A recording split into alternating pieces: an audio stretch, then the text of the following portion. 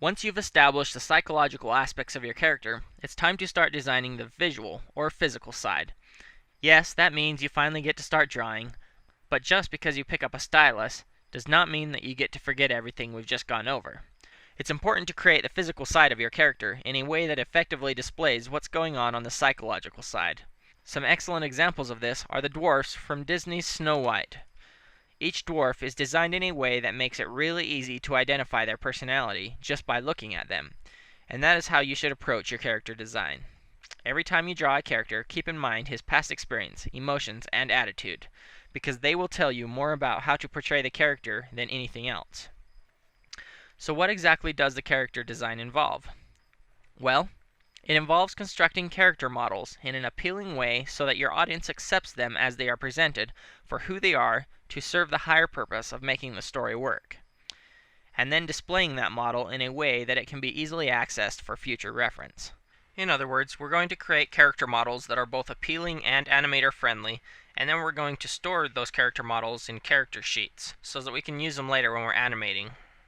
So, now that we understand what character design is all about, there are two very important rules you need to remember. If you use the information that I am about to reveal, you could save yourself hours, days, or even weeks of time. As a matter of fact, if you do this one thing, I don't think there is a single area of your animation that won't benefit from it. Now, you're probably asking yourself, if this one thing can make such a huge difference in my animations, why has nobody told me about it?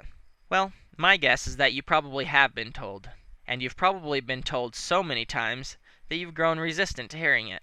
You probably think that it just sounds too easy and too simple to really be that important, which is why I've spent so much time building up this one thing, because I really want you to take it seriously. So listen closely, because I'm only going to repeat this a couple hundred times until it really sinks into your head. The first rule that you need to remember when designing your character is keep it simple. That's it. Just keep it simple. It's short and easy to remember because I want you to get it in your head and never forget it. Every time you design a new character, keep that character as simple as possible while still getting the desired point across. Design your character in a way that portrays what you want it to, and then stop. Now, you may be thinking that I've gone completely insane right now, but think about it. At 30 frames per second, even if your cartoon is only 30 seconds long, that's 900 frames that you're going to have to draw, and even adding one small detail can end up taking a huge amount of time.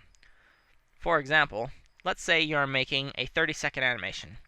At 30 frames per second, adding just one unnecessary leopard spot to this caveman's loincloth means that you're going to have to draw that little spot 900 times. And let's face it, no respectable caveman would wear a loincloth with only one spot.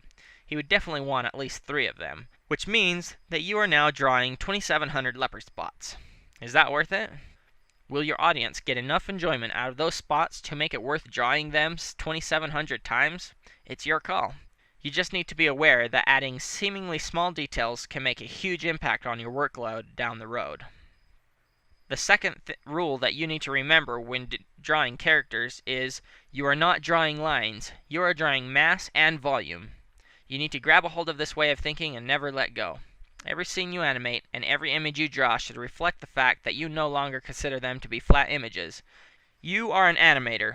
You don't draw circles and squares, you draw spheres and cubes, and everything you draw exists as a 3-dimensional object. Now, this is easier said than done, but if you can grasp this concept, even just a little, it should have a huge impact on your animations.